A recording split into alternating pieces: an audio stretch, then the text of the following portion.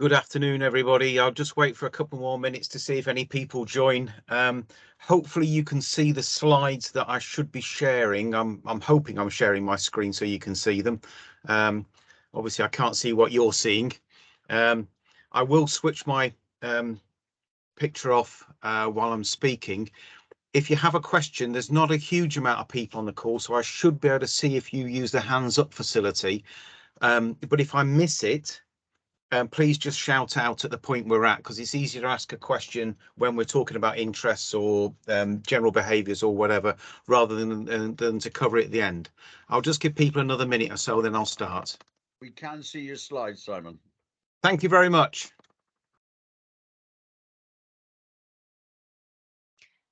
And Simon, sorry, Hilary here. Just a quick question. Will you send the slides out afterwards? Or? Of course, that's no problem. If people want me to send them, I don't want to bombard you with emails. I know you get enough, but I'm happy to share them. No, that would be really useful if you could, please, Simon. Thank you.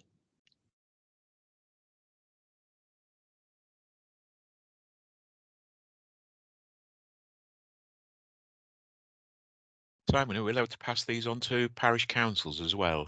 Of course you are. That's no problem whatsoever. Thank you.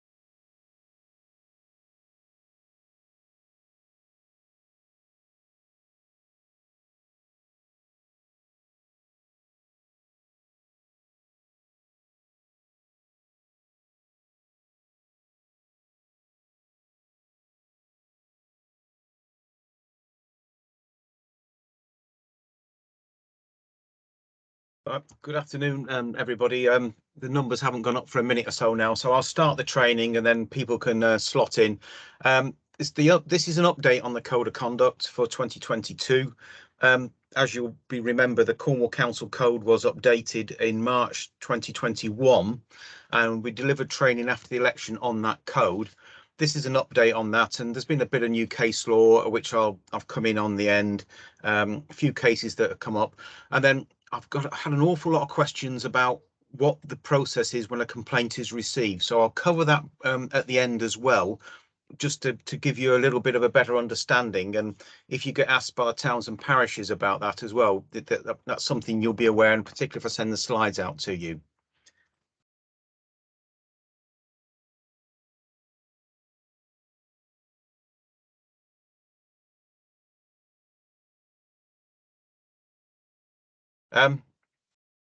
The presentation will be, I'll cover the principles of public life, the code and why we have on, the general obligations, the interest includes disclosable pecuniary and non-registrable interest, but I'll look at them in a little bit more depth than I have done recently.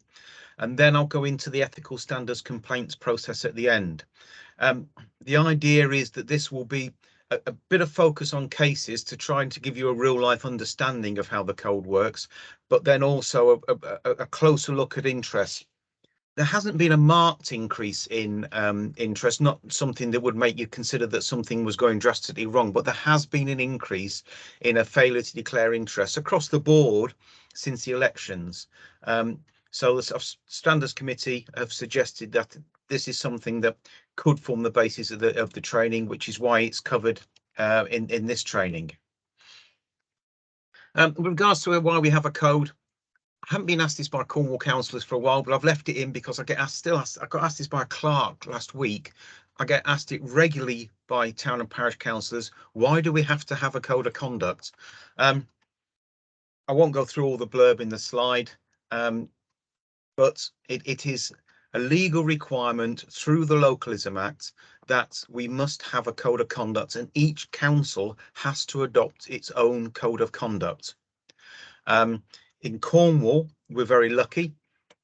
With the agreements of CALC, we've always managed to have the same code of conduct across all the towns and parishes and Cornwall Council since the ethical standards regime changed in 2012.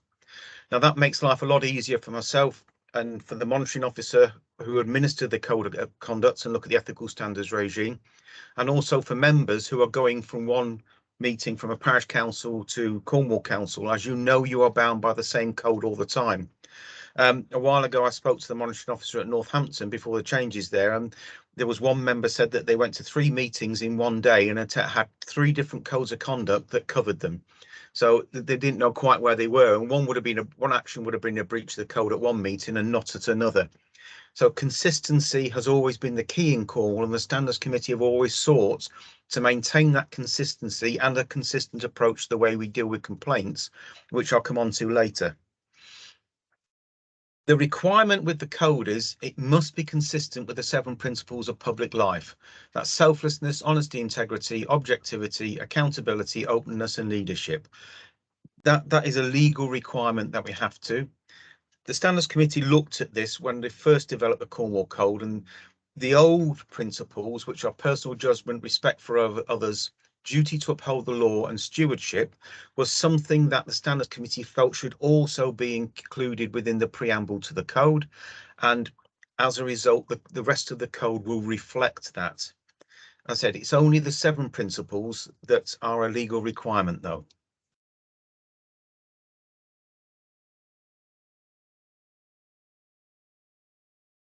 The code will apply to you when you act as a member of your authority.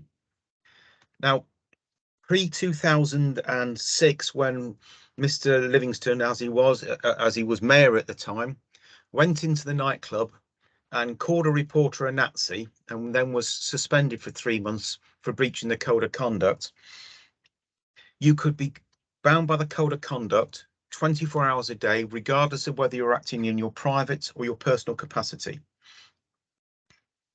Mayor Livingston took the matter to court, and Lord Justice Collins agreed with Mayor Livingston by saying, at the time of the alleged offence with regards to his comments towards the reporter, he was acting in a private capacity at a birthday party in London.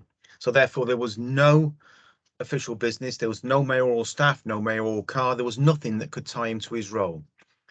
And there was a hasty rewriting of the code at the time, some of you may remember it, and what came out of this was the wording that is still used in the Cornwall Code. That is, you are considered to be acting in your official capacity when you conduct the business of your authority, which includes the business of the office to which you're elected or appointed, or you act, claim to act, or give the impression you are acting as a representative of your authority. And following guidance from the Committee on Standards in Public Life, it was adopted into the code last year, or use your knowledge you could only have obtained in your role as a representative of the council. So therefore it's slightly extended that time when you will be bound by the code if you use knowledge that you could only have come into as a councillor. But most importantly, you can be off duty, and that's something that should always remember. They've got a couple of cases now. These have been taken from news clippings. A complaint was made that a councillor was involved in an altercation outside his local pub, to which the police were called. There was no breach of the code as the member was not acting in his official capacity. This case, there was a fight outside the local pub. The police were called. The councillor was charged. Several complaints were made about him breaching the code of conduct. When it was looked at, they said he can't have been breached the code of conduct. He was acting in his private capacity. The only issue that would then come into play was if he was then given a prison sentence of over 3 months or more, suspended or not, that could then disqualify the councillor from holding office. But that's outside the code. The next one was, this was a Torquay councillor. A councillor reposted an anti-Semitic comment on social media. This was not a breach of the code as the member was not considered to be acting in their official capacity. With social media accounts, the advice that we've always given is that you should keep your personal social media accounts and your councillor social media accounts separate. In this case, I did speak to the monitoring officer at Torquay, and they said there was nothing on the social media account that would indicate that this person was acting in their official capacity in any way, shape or form. It was a completely private account, and even though they knew the person was a councillor, knowing a person is a councillor does not then indicate that they're acting in their official capacity. There has to be something to show that they're conducting the business of their authority, etc. And this is where the next councillor was caught out. He was attending a function in his private capacity, and it was a charity function, oddly enough, but then chose to engage on a planning matter with several members of the public. He speaks to a lot of councillors where this happens, where they go out, they're at functions, people know they're a councillor, and then somebody will engage with them about a council matter. A brief conversation, it'll be questionable whether you would be then acting in your official capacity. But in this case, this councillor had a long conversation, got into the ins and outs of the planning application, and was so less than complimentary with regards to the applicants who were travellers. It was at this point he was considered to be acting in his official capacity, and it was at that point that a breach of the code occurred due to the comments he made about the applicants. Always try to make sure that if somebody comes to you and you're having an evening out with your family, as a councillor did in Falmouth, he was very polite, turned around to a member of the public and said, look, I'm out with my family. Could I call you back on Monday morning? The person then put in a complaint under the code of conduct that the councillor wanted to engage with them. It was no breach of the code. He'd been very polite, asked the person if they could call them back, was quite reasonable, and he was not acting. That did not bring his official capacity into it by doing that.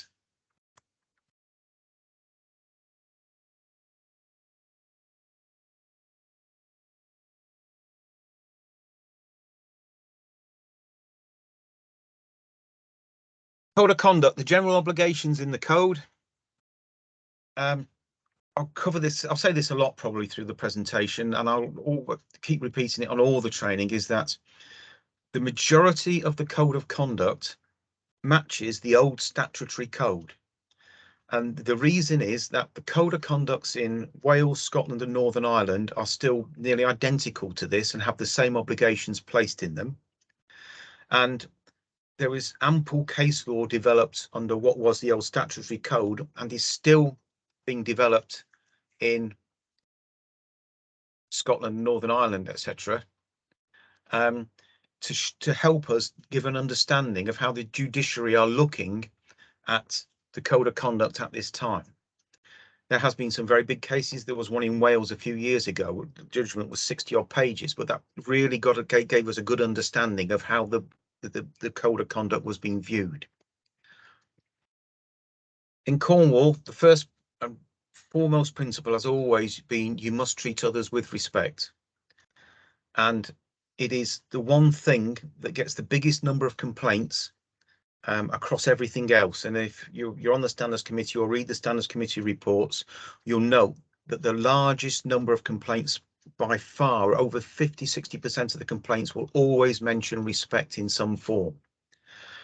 The majority of breaches, however, do not. It's one of these things where people view disrespect as extremely personal and subjectively, where we have to consider the complaints objectively. The advice is you can be critical and you can challenge, because that is the role of a councillor, and it's very important that you're allowed to be critical and challenge. And there's a case coming on later on where a councillor was critical and challenged. But you should not be unduly personal in your comments about an individual. There was a strategic planning committee meeting a few years ago now at Cornwall Council, where a member of the planning committee was critical about the planning officer's report about flooding. There was a complaint submitted under the code of conduct. I had a word with the planning officer about it before the complaint was processed and said, you know, what's your view? Do you think it was being critical or unduly personal? And the planning officer was upfront and said, no, it was a fair challenge to the report. This member knew the local area. looked at the flooding, didn't think it was right, and challenged me on it. There was no breach of the code, and the complaint was rejected because the person was challenging the report and not the person. You must not unlawfully discriminate. Very rarely find a breach of discrimination. Occasionally a breach will be found, but not very often, maybe one a year, sometimes less than that. Do not bully or harass a person, with harass being added at the recommendations of the Committee on Standards in Public Life. Bullying is the most common in towns and parish councils, and it's one member onto one clerk. And I appreciate in towns and parishes, sometimes a clerk can be a lonely job. The bullying guide, we will always take as a benchmark that which is set out by ACAS. And the reason is that is a readily available guide for anybody to look at. And it's also kept up to date with case law. Even though it's employment case law, it still will ensure that we have a good understanding of what bullying is and how we can interpret it for the code of conduct. Intimidation or attempt to intimidate is slightly different. The best example I can give was there was a councillor out on the Lizard who was adamant that matters arising should be considered at the meeting and the clerk should consider them. And when the clerk said, no, we're not going to discuss this at matters arising, we can have it as a substantive matter on the agenda next time round, the person then went all out to try to intimidate the clerk at the time to comply with what she wanted. This included going out, throwing a table over and chairs and storming out of the meeting and storming back in again. Needless to say, the clerk held her ground and the matter wasn't considered. But it was considered that at the time, that person was seeking to intimidate others by their conduct. The next obligation is not to conduct yourself in a manner that is contrary to the council's duty to promote and maintain high standards of conduct. Each time we do a consultation on the code, the feedback is, yeah, we think the code's pretty good, but that doesn't make sense. Well, the reason that is included there is that is an obligation that is placed on the council and councillors through the Localism Act. It does say you can have anything you want within your code, but this is a requirement in the Localism Act and an imposition that you have to maintain high standards of conduct. Gifts and hospitality. Again, this has followed the recommendations of the Committee on Standards in Public Life, and that gifts and hospitality are registered if they're over £50. If you have any doubts or you think you might come up to it or you're not sure, just let me know if you've had any gifts or hospitality. I'll store it down, register it in the files we've got in the legal management system. Then if anybody later challenges, I can say, yes, it was declared and we got it recorded. This is as a single gift of £50 or of a cumulative total over a 12-month period. That is a slight change to what was, and even before the changes to the ethical standards regime. If you do get gifts and hospitality, please let me know. Keep a file. They're all recorded. They're all logged down. It's just not had a challenge yet. Occasionally, we do get asked, not been asked actually since the election, whether anybody's had it. But if we get asked, I do keep them all and I do hold them all, and we'll hold them all through this council and for a year after the next election as well, just in case there's any challenges after that. Do not compromise the impartiality of those who work for or on behalf of the authority. Now, we don't get this much with Cornwall Council, even though a lot of allegations are made about it. It's a lot of people perceive the access that councillors have to officers as compromising their impartiality when you're doing casework or doing your role as a councillor, as a member of the planning committee, licensing committee, or whichever part of the council it is. Parish councillors do sometimes use that unique access that they have of councils to try to further things of their own, to try to gain an open door, as it were, by being a councillor. And my advice is, and it will be consistent, is always, if it is something you have an interest in, and I'll come on to that later, always, please, always engage with your authority through the correct channels as a member of the public would. Do not use your councillor access, don't use your councillor title or anything like that. Eventually, it seems that emails do come out in some form or another, either through FOIs or whatever, and it then would show potentially a breach of the code. It's, like I said, it doesn't happen. It happens very rarely with Cornwall Council. It's more often with town and parish councillors. And not to disclose information given in confidence. Self-explanatory. Again, not something that happens often in Cornwall Council. There was one example that is quite good and goes back to getting information as a councillor, and that is parish council was at a meeting. They discussed tendering for footpath clearance within the parish. The contract was awarded, the price was discussed. Councillor went back home, posted immediately on social media about the award of contract and why he wasn't happy with it. This is before anybody else knew about it. He was considered to be breached the code because he disclosed information he'd received in confidence. I should add that the meeting was in closed session. So he should not have disclosed it, was in breach of the code, and under the old regime, he probably would have been suspended. He was censured at the time, but he probably would have been suspended for the breach. To help people understand it, this is a breakdown of you must not disclose information given in confidence. The reason I put this in the slides is, I appreciate some of you have shared them, is that when you come back to look at it, people are being told do find this a useful aid memoir. Treat them with respect and things like that, most people get. Disclosing in confidence is a little different. You can disclose it where you have the consent of the person authorised to do so. Fairly logical, or you're required to do so by law. For instance, I got asked by a councillor pre-election now that if they could disclose information to the local government ombudsman who were doing an investigation and wanted to speak to them about planning matter. Well, the answer is yes, the ombudsman has the power to request that information, so there's a legal requirement to do that. You can obtain information from a third party or professional advice. That's another grounds for disclosing it. And the disclosure is reasonable in good faith and in the public interest. Made in good faith and in compliance with the reasonable requirements of the authority. And I put at the bottom, and I'll come back onto public interest in a minute. Public task processing will cover a large amount of casework, providing the processing is fair and lawful.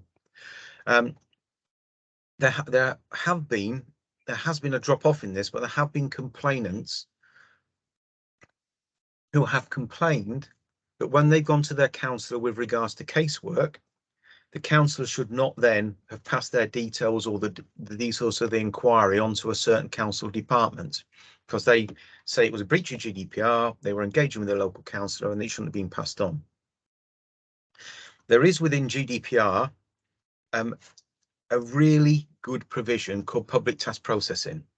This wasn't within the old Data Protection Act, and this is actually a great catch-all for the work that public authorities do, and particularly the work that councillors do.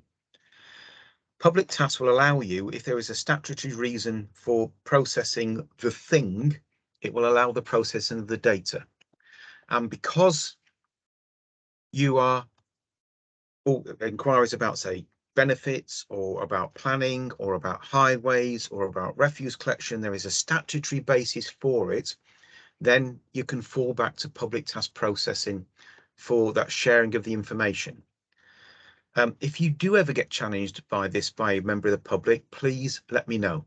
It was something that we will go back on and we will assist you with. The public interest is slightly different. If there is an overwhelming public interest in sharing the information, then the law would allow you to do so. But my advice is don't automatically assume there is a public interest test and just then share the information.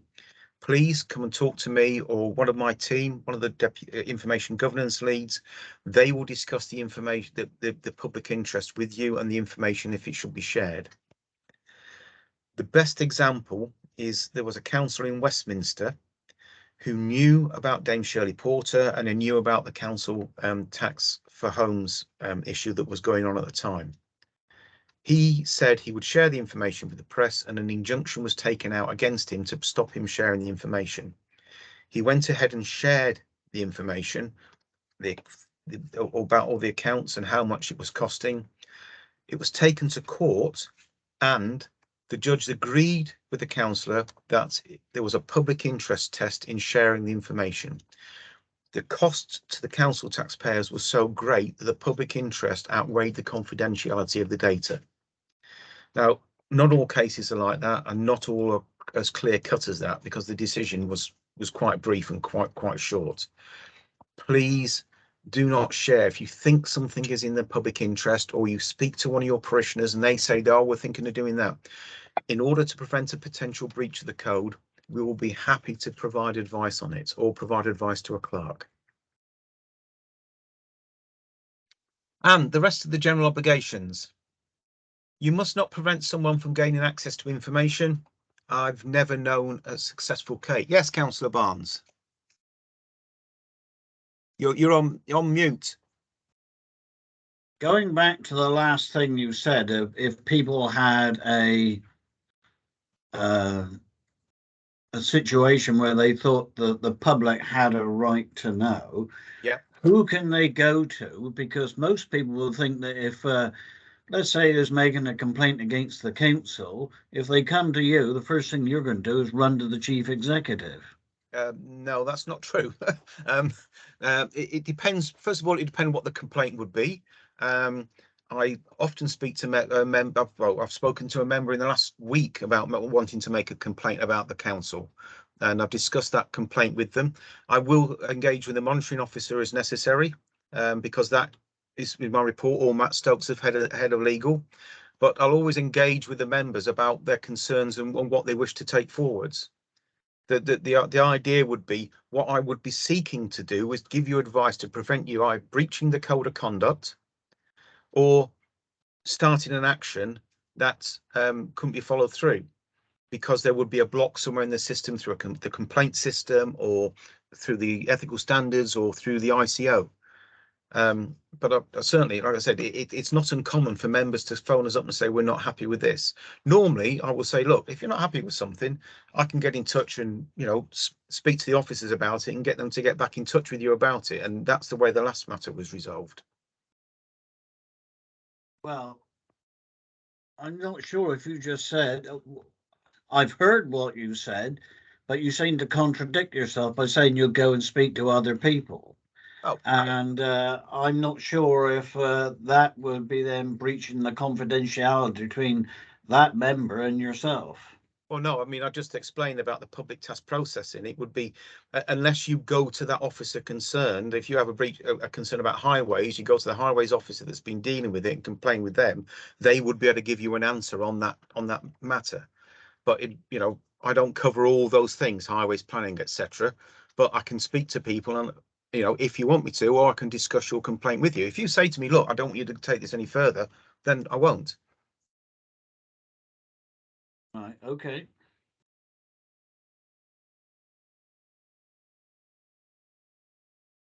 There was another hand up, I think. Peter? Yeah, good afternoon, Simon. Just a quick, it looks like you're about to move on to the next section. So I'll put my camera on so you see me, because I've had my hair done. Looks like you're about to move on to the next section. Would this be a suitable time to bring whistleblowing into it? Yep, you can Weighing do. Yes, that with a public interest, because that's always a dilemma, isn't it? Yeah, you Did can you want do. to elaborate on that a bit? In terms of whistleblowing, because there's the anonymity behind whistleblowing, the way the data is processed with that, there shouldn't then be a conflict with the code of conduct at all. There is a separate whistleblowing policy. Even though the Standards Committee has oversight of the whistleblowing policy for various reasons, it's a policy that's maintained by audit and by the audit function within Cornwall Council. I will be involved with it, as with the monitoring officers responsible for it, and I'm involved with it loosely through the ethical standards process and through the Standards Committee. But it is a closed and separate process. And because it's a closed and separate process, there should never be any breaches of confidence in it. So, for instance, I know that we've had a couple of FOIs in the last year or so for information relating to whistleblowers, who they were, that will never get disclosed. And the ICO would never uphold any complaints that we didn't disclose it, because that confidentiality should be maintained, providing the person is a whistleblower. Sometimes complainants will come to us and say, I'm a whistleblower, but they are a complainant, and they're not. There is that definition within the policy of a whistleblower, which we would always maintain. That's great. Thanks for clarifying that, Simon. Cheers.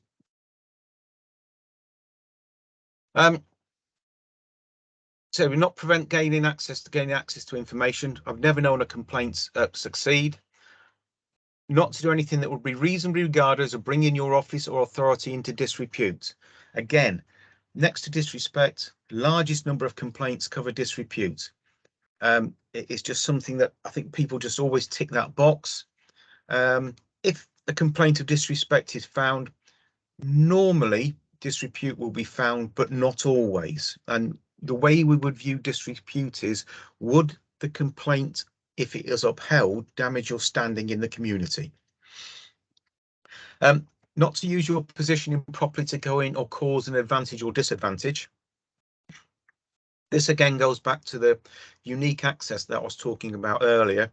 And if you have an interest in a matter, you have a personal interest, you're involved in a matter, not then to go and try to gain access to officers.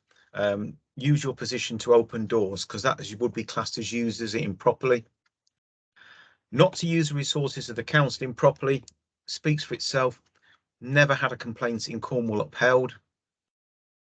The next one is, you must have regard to the advice given to you by your monitoring officer and your section 151 officer. You have to have regard to the advice, but you don't have to follow it. There was no legal requirement for you to follow that advice. And you must give reasons for decisions if you are required to do so by law.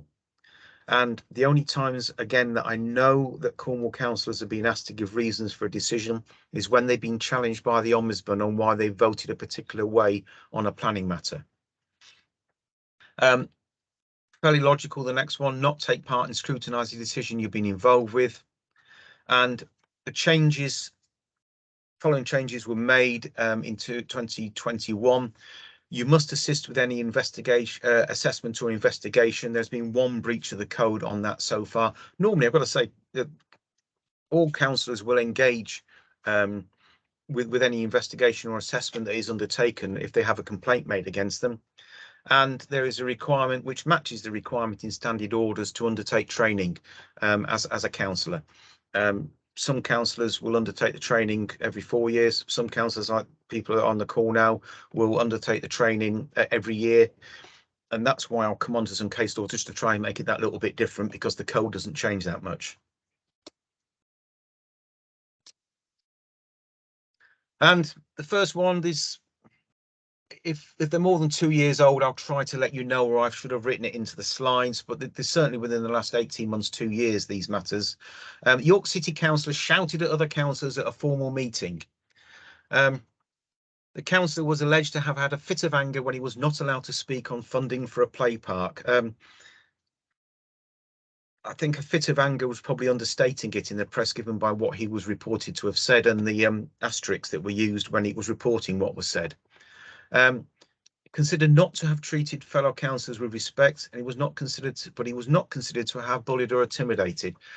Looking at what was said, it was very disrespectful. Bullying or intimidation was probably a stretch. The Standards Committee hearing, they had a hearing for this, in mitigation, looked at the members' hearing problems and health. I think the expletives that were used, I think they were being overly generous to the member. couldn't see grounds for using some of those expletives towards the members, but because of the health and hearing problems, no sanction was imposed. But this was a clear case when the member was disrespectful through the terminology to the members that were present. It was just been outright. Yes, it could have been. It could have been Tourette's, Peter.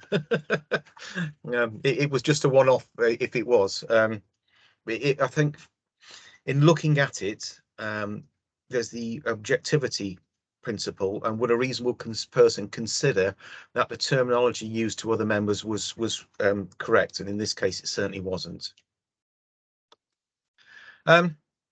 Councillors' comments did not breach the code, and this comes on to when they were talking about a thing, not the people. The councillor concerned, they were refurbishing a historic building. Within the comments about the building, about the poor materials, etc., the councillor said that because of all this, the refurbishment was an embarrassment. The newspaper article was published and the staff and contractors were very upset, and there was a complaint made under the Code of Conduct that the councillor had failed to treat the officers and the contractors with respect. Investigation was launched into this, but when looking at it, it decided that the comments were not personal, but aimed at the administration and their approach to the renovations. They were being critical about particularly the materials that were used and the way they looked on the historic building, but it wasn't personal towards the contractors and the staff. It went forward to a hearing, the investigators' report went hearing, and the council was not considered to have breached the code.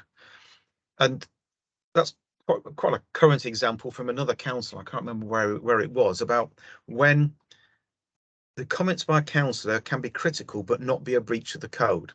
And always be critical, and this council was critical and challenging. Apparently, in the blurb about it, they've been challenging in council as well, but it wasn't a breach because he wasn't picking on officers, he wasn't singling out the contractors saying it was them, it was the materials and the way it had been done by the administration. I like this one because of the reason that the councillor gave. The councillor forgot to turn off his microphone in a Zoom meeting, which is probably more something of its time. Was heard to make several inappropriate comments about the chief executive, not particularly savoury and quite forthright. Investigator considered that comments were inappropriate and disrespectful, and the comment engaged again in the press. There were several expletives, several asterisks used to cross out the expletives. Generally, when they don't print them, when they print them in the press like that, they would be disrespectful. The councillor's defence was that he said his only offence was failing to turn his microphone off. Well, he didn't turn the microphone off. Everybody heard it, and he was found to have breached the code of conduct. I included this one from Guildford because the councillors were exchanging emails with an editor of a newspaper, and within it they referred to journalists as being grubby and pea-brained. The members didn't dispute the facts, but they said that their article, the activity was undertaken in their private capacity or was protected under Article 10 under free speech.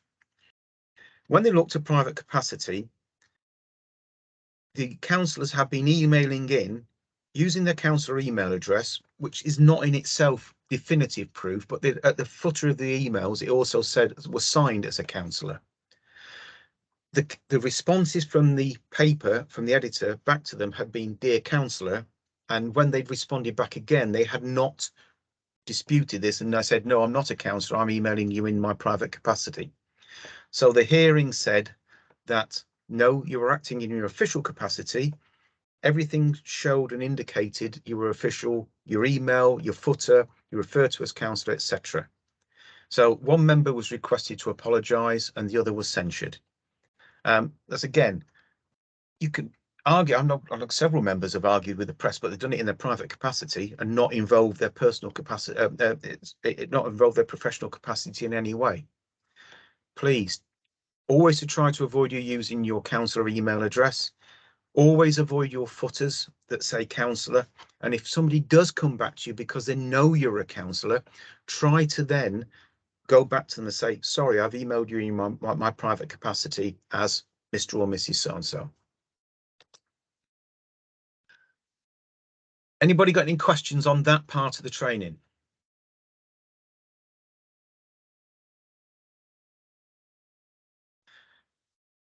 Moving on. Register and declaring interests. The code of conduct that we have developed from the Localism Act said that we had to have in it disclosable pecuniary interests, which came out in the 2012 regulations, and other interests. It didn't say what the other interests were, though. So going to disclosable pecuniary interests first. These are the interests that must be registered on your register of interest form. It's a legal requirement to do so, and potentially a criminal offence if you don't.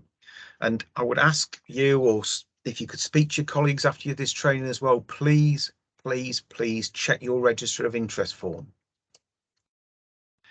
The interests that have to be registered are employment.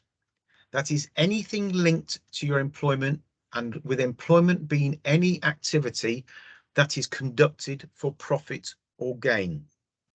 So if you work, that's straightforward, it's profit or gain. If you're part-time, it's straightforward, it's profit or gain.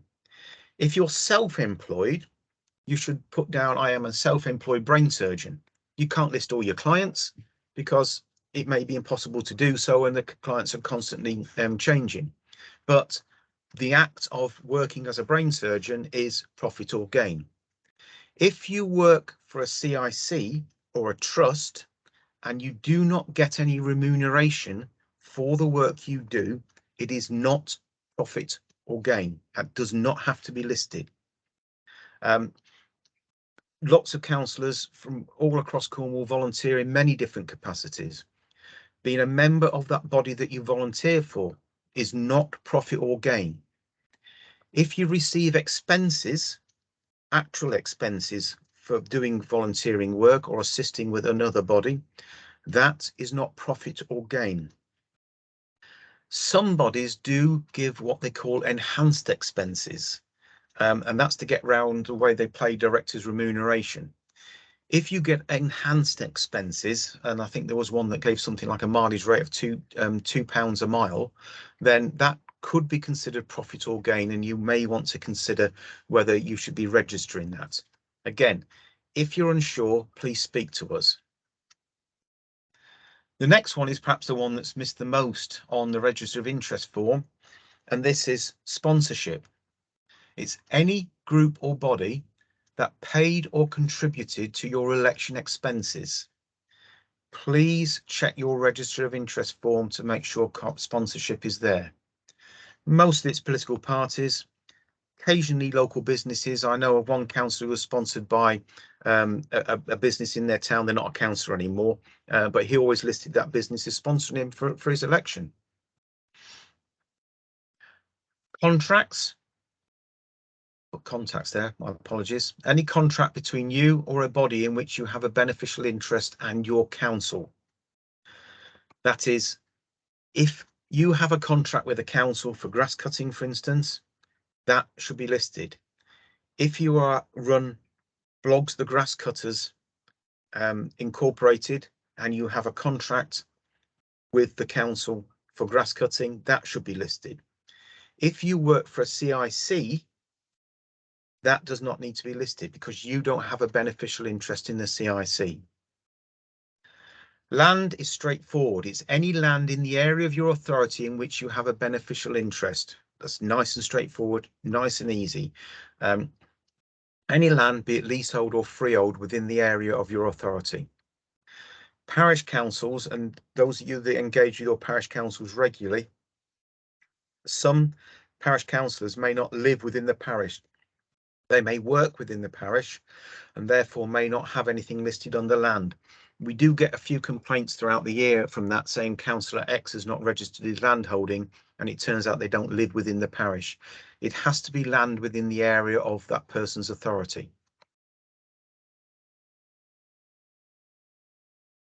Licenses. Any license to occupy land in the area of your council for a month or more. Agricultural licenses often come up at the election time, and licenses to moor came up, not this election, but the last election. For some reason, there was a lot of registrations of license to moor. Corporate tenancies, any tenancy between you or a body in which you have a beneficial interest and your council. Again, if you run Blogs the Grass Cutters and you rent a building from your council to store your grass cutting machinery, you would need to declare that. If you run the CIC, you don't have to declare it because there's no beneficial interest to you. Securities. Final one, any shares over £25,000 or 1/100th of the share capital of a body that has a place of business in the area of your authority. Please be careful on the 1/100th of a share capital. There has been one breach of the code in Cornwall where a member had invested quite a nominal sum in a local business, but it amounted to more than 1/100th of the share capital, and therefore it should have been registered.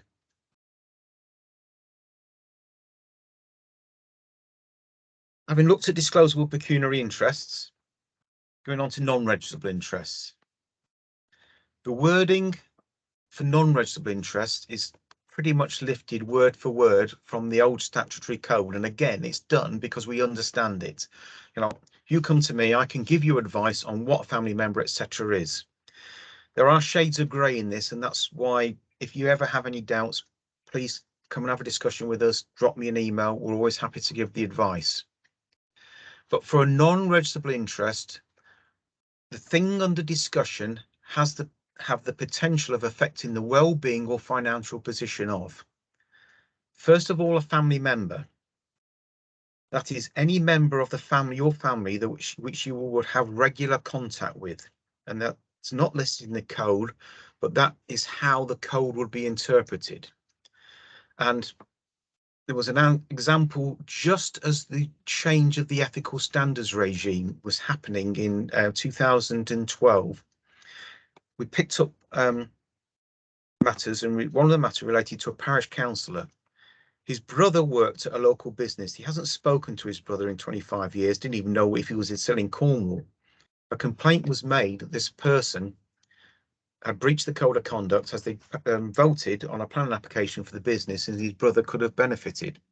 There was no breach of the code. Both the member and the brother said, no, not spoken to him, don't know it, don't know where he is. And everybody in the council said he had no idea, didn't even know he had a brother. There was a councillor in Teignmouth a while ago where there was a cousin, and the name had changed through marriage. The council didn't recognise the name change, didn't declare an interest, and was found in breach of the code, which I always thought was harsh, because again, that comes into play. Would a reasonable person have an expectation that that was a breach of the code? And my argument would be a reasonable person would say, well, if they changed their name and the person wasn't advised of the name change, how could they know that the planning application had been in from that person? A close associate, or somebody with whom you have close association.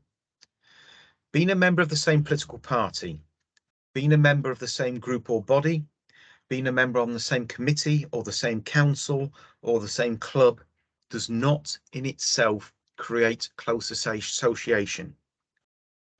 You could be members of a club, never have seen that person before, never see them again. For close association to be created, there has to be something else. Regular lift sharing has been shown to create close association, for instance. Children going to each other's birthday parties at houses and going swimming lessons, taking children to and from, close association. Children attending the same school does not necessarily create close association. Being involved with the same charity does not necessarily create close association. Working with somebody closely, such as a business working as a contractor for a business, potentially close association. A lot of shades of grey in that, so please, if you ever have concerns, let me know. A body or group of which you are a member. Now, there's a case coming up where the person wasn't a member, but they're interpreted to be, and I'll come on to that in minutes. But generally, you have to be a member of that group or body for an interest to be created. However, within that, for that interest to exist, and you've been a member of the group or body, it has to be something that will obviously affect that body. Sometimes we will get something in to say, Councillor X is involved with, say, the National Trust, and there was a planning application came in, and we think the National Trust would be interested in it. Well, they might have been, if they would, even if they're objector, would that body then be affected by that interest? So Simon, yeah. Simon, could I just interrupt you there? Because I have a son who lives in Bude, got his own house. Would I need to declare that as a family member? If something came up which affected the house, yes. Say for instance, there was a planning application next door to the house, and it was something that was not de minimis. It wasn't for Mrs. Miggins to put a cat flap in or something. Then yes, you may have to, because it could affect the family member. If they're going to, if for instance there was a planning application 3 streets away, then no. But it would have to be something that would affect the family member. Okay, thank you. And to add to that, more than it might affect the majority of inhabitants in the area. And that's something that does come up from time to time. There was a councillor in Devon. He didn't declare an interest in a solar farm that was being developed in his area. And his argument was that it would affect the majority of inhabitants in the area. Where they were building it, on the south-facing slope, he was the only property that could see the solar farm. So therefore the decision was that no, it didn't affect the majority of inhabitants. It affected just him. So therefore he was in breach of the code for not declaring an interest. Then the reasonable person test. A reasonable person with knowledge of the relevant facts would view the interest as so significant it could be perceived as affecting your judgment. And I don't need to be flippant about the cat flap or porch or anything like that. We get complaints where somebody will phone saying and say, Councillor X did not declare an interest in that planning application for so-and-so, and they should have done. And it is so de minimis that it wouldn't affect their property. Or so removed. There was one that came in from a councillor from Weybridge, said Councillor X did not declare an interest in the when the windmill was being put up to generate power. And we looked at this and thought they got a clear vision of it from their property. So we thought, okay, we'll process this complaint. We looked at the complaint, and it turned out that over the other side of the valley, you could see the wind turbine, but it was about 3 inches tall from the subject member's bedroom window. So therefore, there was no breach of the code of conduct. It has to be something that will affect the property or could be perceived as affecting the member's judgment.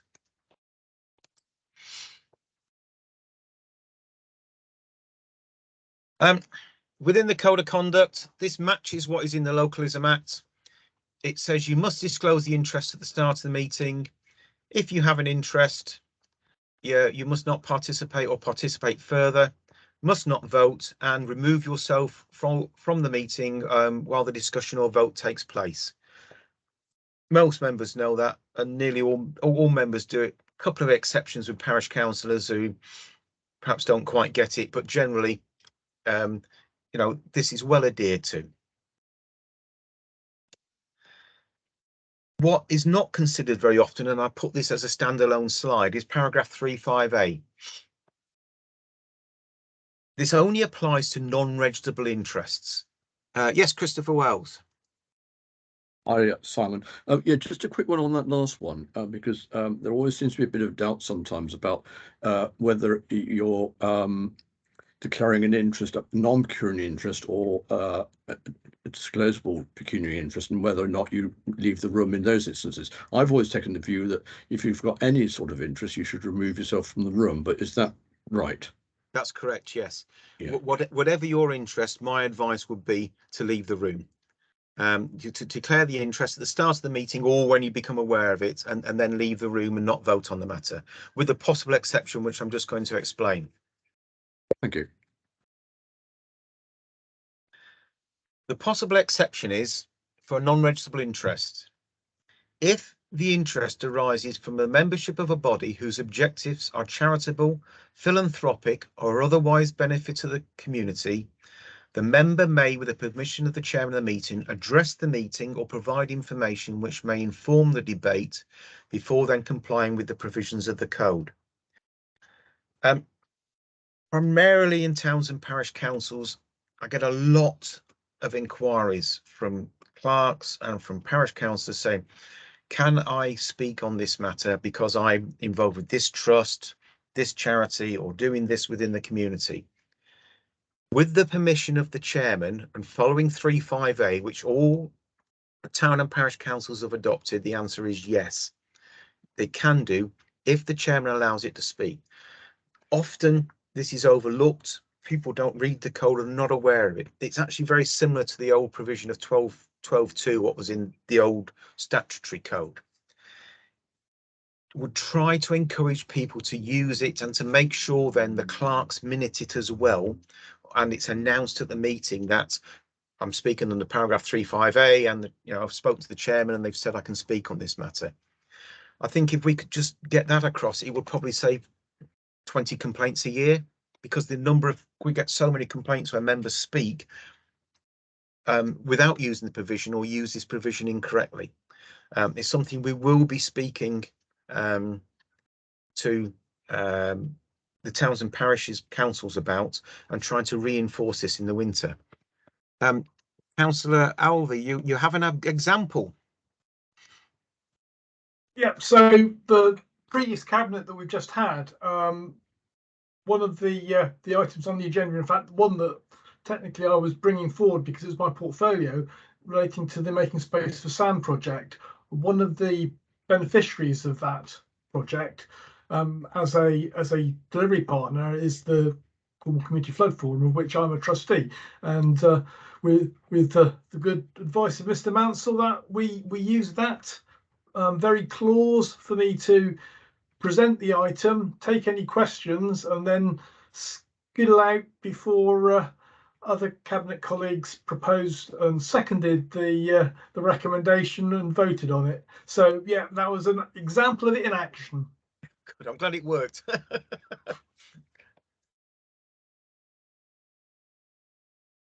I said, please try to encourage, use it, and try to encourage others to use it as well, because it is a very, very useful provision for the code of conduct and does allow people to speak on matters. Now I've got some cases to look at. This is actually an old one, 2014, I think. Councillor Flower, I think it was Dorset Council, he was a member of a company which was involved with social housing. He received remuneration for the role, about £3,000 a year. It was a not-for-profit company, but he still got remuneration, so therefore it was an interest which he had registered as a disclosable pecuniary interest. He'd been at meetings of the company where the benefit of the land going into the council's core strategy had been discussed. So he knew the importance of what was going forwards at council meeting.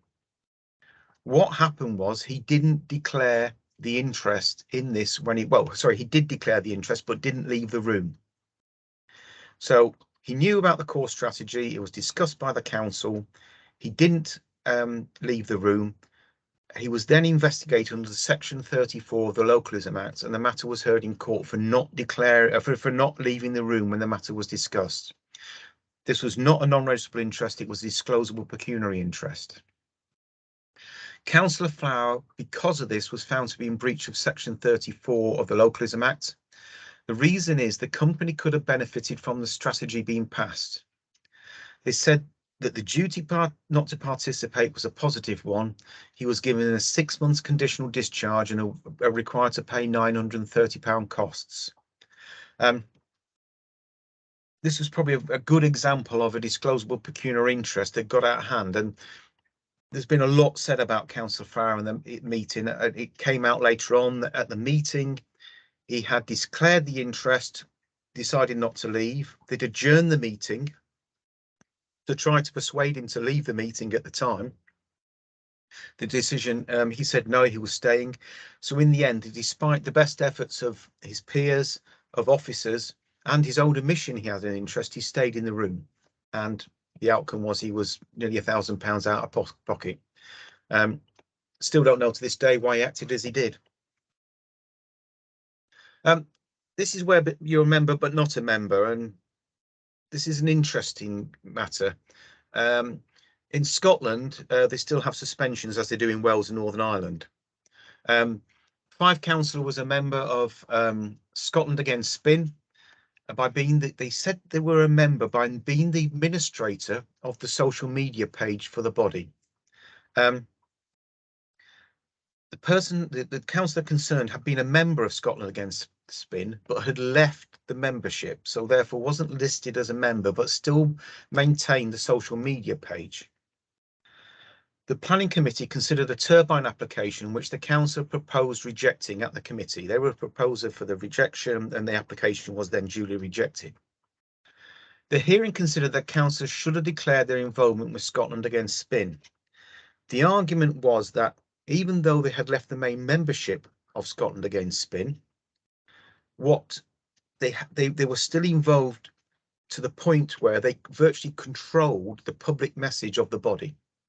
They administered the social media page, they put all the communications up about Scotland Against Spin, and they adjudicated on any comments that were put on the page. So they could have, had the ability to edit any messages that were going up from the public about wind turbines, and the ability to remove any which didn't agree with Scotland Against Spin's objectives.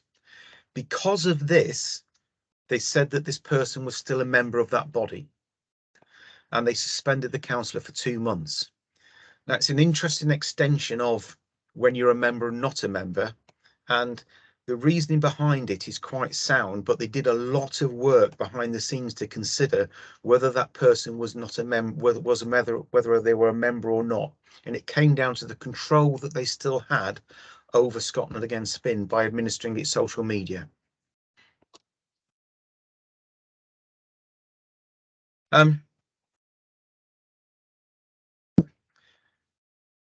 This was a UK one. A council pressured fellow members to support a housing plan. There was a housing scheme which favoured his own son, who was a builder, and a local developer who were very heavily involved with it. It transpired, which I found quite interesting, the person had stayed at the developer's villa in Barbados 3 times and attended private parties with the developer. Interestingly, the councillor then argued he didn't have close association with the developer. I don't know many people with close association would let me stay at their villa, but that was the argument the councillor used. In the end, it said the councillor who used his position to gain an advantage, and the actions had brought the council into disrepute. Because this was in England, the councillor was censured. Had it been in Scotland, Wales, Northern Ireland, I've got no doubt the councillor would have been suspended. I've kept this one in. It's from Northern Ireland. It was December 2018, but there was a second case which is mentioned at the bottom. That was in 2019. The councillor had substantial financial interest in a property. This is in Belfast, and it was to do with parking, and substantial is well over £1 million. The councillor correctly declared an interest at the first meeting, but then tried to use members of the group for councillors or councillors to raise issues about the property.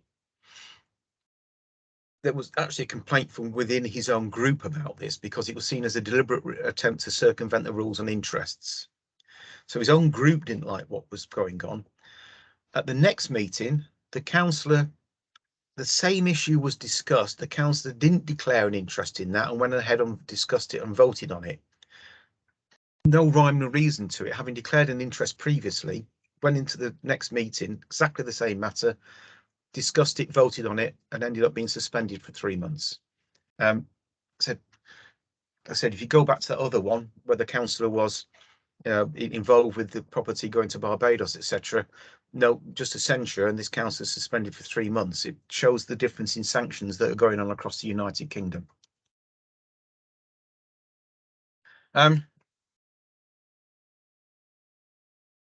With every interest, there has to be something. There has to be something that is not de minimis. And often I'll speak to councillors and they'll say, well, I've got this interest or potentially got this interest. What do you think? And you look at it and sometimes I'll say, well, that is quite de minimis. And I don't think that is something that a reasonable member of the public would consider would require you to declare an interest in.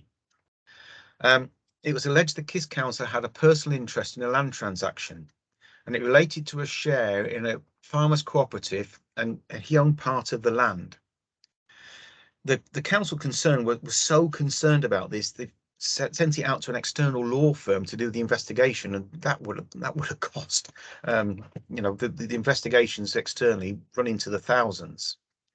But the investigator concluded that the share of the cooperative, and because of that share, the amount of the member would gain from the transaction was so de minimis, there was no breach of the code. It ran into less than £100, but for all those thousands of pounds, that's was the result. There was no breach of the code.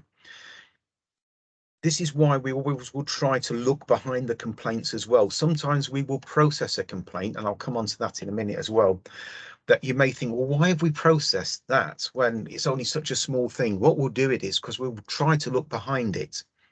Because sometimes a member of the public can come to us and they can put a convincing argument up that you've breached the code. What we try to do is be reasonable. If we reject it out of hand, it's like the ombudsman will find fault. So we do try to process them and look behind it. That's what they did here, but they perhaps went to the nth degree given the cost. And when I was looking online, I did like this. This is from Canada, just to show you that not is all rosy in the garden with other codes of conduct, and quite a few councils, Australia, New Zealand, America, they all have different codes, and there's multiple examples, but I've just picked this one. From the Calgary Herald from the September the 29th. The council approved more than 100 code of conduct investigations into 3 councillors, which is extreme in itself. The council used a block vote to launch the investigations and has used the same block vote to sanction the members. A member was quoted as saying that the use of the code of conduct in this manner and to this magnitude indicates a degree of intra-council conflict that I believe puts at risk the council's ability to govern effectively and in the best interests of your residents. I think when we get 160, 170 complaints a year from 2,000 councillors across Cornwall, I think that perhaps puts into perspective that they were doing 100 code of conduct investigations in one go in Calgary. Maybe our code is working well. Anybody got any questions on that part, please?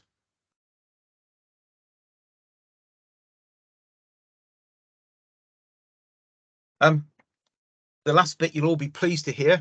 Oh, Dave, yes, sorry. Sorry, Simon. Just one. Just before this meeting started, about 2 minutes before the meeting started, I received notification along with the other Camborne Redruth councillors from the Conservative Party regarding having to declare an interest due to a publication put out by the MP. That email is now being sent through to you for your attention when the meeting's finished. But because of that, do we have to declare, like when we have a half page? I mean, I have a half page every quarter in the Parish Council's magazine. Do we need to declare that because the cost of that, by the time it's printed and delivered, will be more than £50 in a year? No, Or- not. I mean, my argument with the parish council magazine is if the parish council magazine has always had the local views of the local member included within it, there will be no need for you to declare an interest in that. It's in the public interest for that your words to go forwards. I mean, I don't get them in. I used to at St Just, and I can always remember the local members were mentioned in the St Just magazine, so there would be no interest there. I'll Okay. have a look at the other things separately. Will do. Okay, thanks, Simon. Stephen. I was just going to say to Dave, don't worry about it, buddy, because nobody reads it anyway. Cheers, I Stephen. can't comment on that, I'm That's afraid. all right, Dave. Hey, that's what friends are for. No, I think it's the same half dozen that do. Yeah. Anyway, moving swiftly on before the popularity of members is discussed further. The complaints process, and I said I thought I'd include this because it's an unfortunate inevitability that a complaint will be probably made against you against some point. And also, I know that some of you come to me from time to time saying a complaint has been made against one of my councillors, or a council wants to make a complaint, or a clerk does. Can you help? The ethical standards complaint process, it changed in 2012 in July. It was a statutory process before then, and broadly the current process is based on that. It was much maligned, the old process, but it was down to local interpretation. There was a councillor, I think it was Sedgwick or Sedgemore, had processed 129 complaints about one councillor within a year, and Minister Pickles had held that up as an example of why it wasn't working. We would never in Cornwall have done that. Never. The Standards Committee at the time would have thrown out those complaints long before they'd reached that number. And the process and the code beforehand was actually pretty good, which is why it still exists pretty much as it is today. But complaints are, would a reasonable person viewing all the facts objectively consider that the actions of member are a breach of the code? And that is how all complaints were considered and are considered. It's on the balance of probability. Is it more likely than not that a breach of the code has occurred? Firstly, we get a complaint in email, sometimes in writing, primarily in email these days, sometimes on a web form, sometimes the complaint form's used, sometimes it's a free form email. The only proviso is that the complaint has to be in writing. They come in and there is what is called a first filter stage, or the public interest stage, within the complaints process. This is broadly similar to the consideration subcommittee that was under the old code of conduct, and virtually exactly the same thing went on there. The Standards Committee have adopted pretty much the same criteria as the old subcommittee would have used, and generally the complaints are rejected if the member is not a councillor, there's no breach of the code demonstrated, the member was acting in their private capacity, it's over 6 months since the act was complained of. There's this exemption there if it was potentially disclosable pecuniary interest, it may go to 12 months, but generally 6 months. The complaint is tit for tat, or the same as a complaint already dealt with. Complaint is trivial or discloses a minor breach, the complaint is malicious. And majority of complaints are rejected at first filter, with just over 50% of complaints are normally rejected at this stage. It's a rigorous process, and we try to make sure that we follow it very tightly before complaints are processed. If a complaint is rejected, a rejection notice is issued, and there is no right to review to that. We will do this rejection notice, we'll send the rejection notice out to the member, out to the complainants, and within that it will say there is no right to review, and the right then is for the person to go to the local government ombudsman if they consider that that is incorrect. If the complaint is processed, we then pass it to one of our independent persons who are appointed in accordance with the Localism Act. They are there to provide their views on the complaint. They're not there to act as an advocate for you, but majority of people who speak to the independent persons have said they found it useful and helpful. They are, even though they're appointed by council, they're not part of the Standards Committee, they're not involved with the council. They are trained on the code and do regular training on the code. And they're a good sounding board. The IPs have been with us now. The shortest one has been with us since 2016. 2 others have been with us since 2012. And one of those was also a member of a standards committee beforehand. So they know the code, they understand it. So they're worth speaking to. The member concerned is asked to respond within 2 weeks, and the member can contact the independent person. And once the responses are received from both the member and the independent person, the matter is assessed. We will always wait for the comments from the independent person as well. Often they will put something within their submissions if they've spoken to the subject member that might not have been in a written submission we received, and that can be quite enlightening for us when we do the assessments. The assessment is undertaken based on the facts provided by the complainant. More recently, there's been several complaints that we've not done more work to try to prove the complaint on behalf of the complainant, but the actual process says that we're not required to make the complaint for the complainant. And be quite clear on that. We will not go out of our ways to try to prove or otherwise a breach of the code. We will check facts and speak to witnesses if sufficient details are given, but it is at the absolute discretion of the assessor as to whether they wish us to do this. There's been, I think, 3 within the last 6 months where the complainants have said that they're not happy and they've gone to the LGO. The LGO's not upheld it because we've not sort of rummaged around to try to find more dirt on the member. We will not do that. The decision notice is prepared, which will cover the complaint, the response from the member, and with this then put into context of the code. So we will try to look at the code of conduct and how it then ties in with the complaint. Yes, Andrew. Hang on, I didn't expect you to come back to it, come through straight away. Well, I had to, it's you. Yeah, you're so kind. I don't believe you, but you're so kind. It was really just to talk about or ask a question really about the ethical standards of a complainant as well. Is that if a complainant is makes a complaint and the person is found to have broken the code, that complainant cannot then should not be able to then use that complaint then to ridicule or publicly shame that person who's broken the code. They do. It's really just to really re-emphasize that whereas you might have had a code of conduct complaint successful against somebody, you can't then use that to make things which could then put you in the breach of the code. No, you can't do that, and you can't use a complaint to make a complaint, or you can't counter a complaint with a complaint either. It doesn't happen very often, but it does happen sometimes, and I would always discourage members from doing it. Otherwise, you get into the realms of tit for tat. Indeed, yes. Thank you.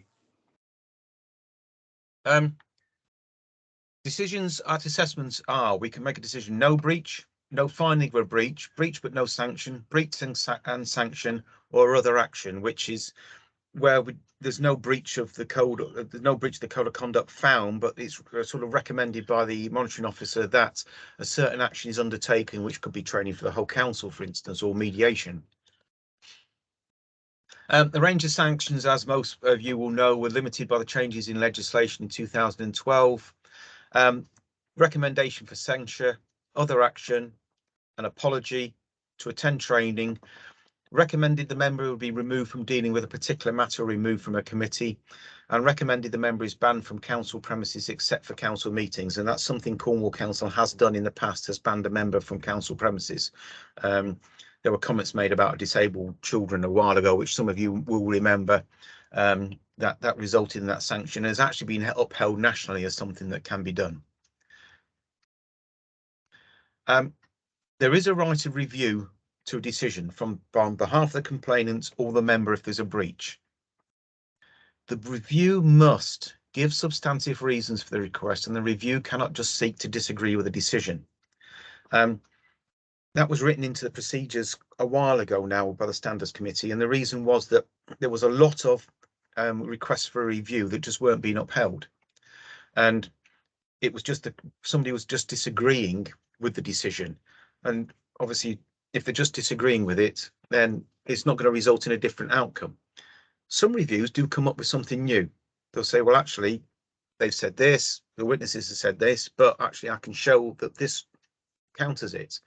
In that case, that would be something substantive and it would go forwards. Because it's set in the policy that substantive reasons means those would have been not supplied previously with any documents not supplied. Full requests for review must be supplied within 14 days. There must be full documents within 14 days, though.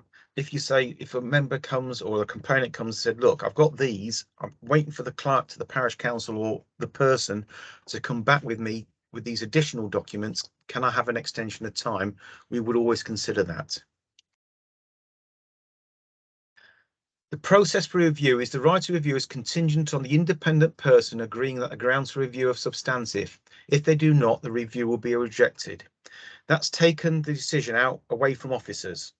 And it was felt that by going to the independent person, they can look at what the member says or look at what the complainant says, look at the grounds, look at the additional documentation if it's being provided, and then consider whether the review should go forwards or not. If the review proceeds, it follows the same process as the assessment, but a different officer will undertake the review. So, for instance, if I've done the original assessment, then Matt Stokes will do the review. There's no further right of review after the review. Though the complainant may go to the ombudsman, they will not consider if they've been a breach, that's the ombudsman, but will consider the process has been followed. The ombudsman will never look at whether there's been a breach of the code of conduct. They may make recommendations. They haven't done for a long time in regards to the process in Cornwall, but I know in other areas they have done. You'll be glad to hear that is it. Are there any final questions, please?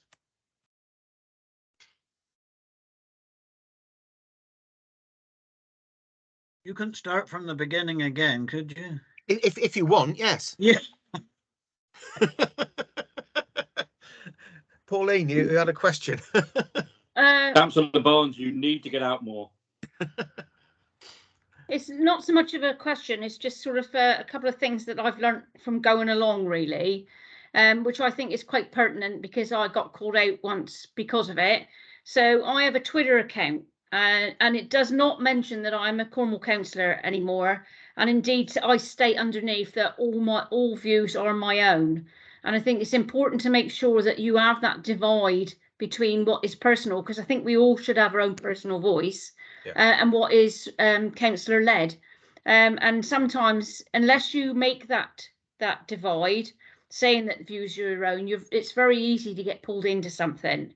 I've also got a separate councillors Facebook page where I share road closures and things like that, and also a personal one where I feel that I'm able to discuss topics that maybe others wouldn't like.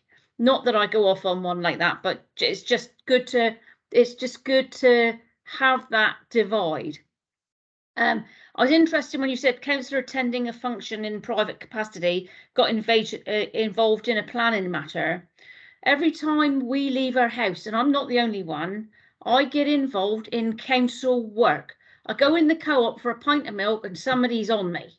They want to discuss something and it's really hard. Yeah. You know, it's sort of like, should I say, no, I'm sorry, I'm not on council business at the moment. You need to email me, even though it's something quite petty, but it is then drawing me into council work.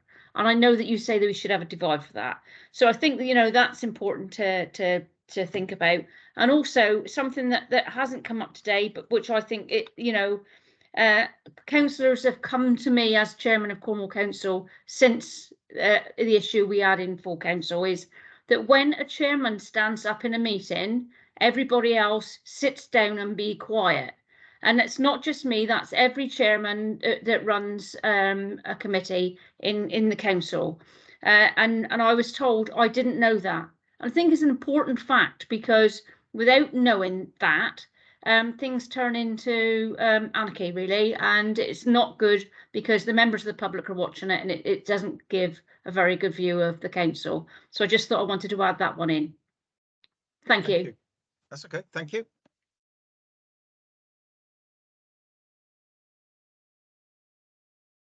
Anybody else? I can see there's a hand up. Like, anybody else got a question, please? I work on the view that it was actually so informative I answered everything, or you just can't get away to get away.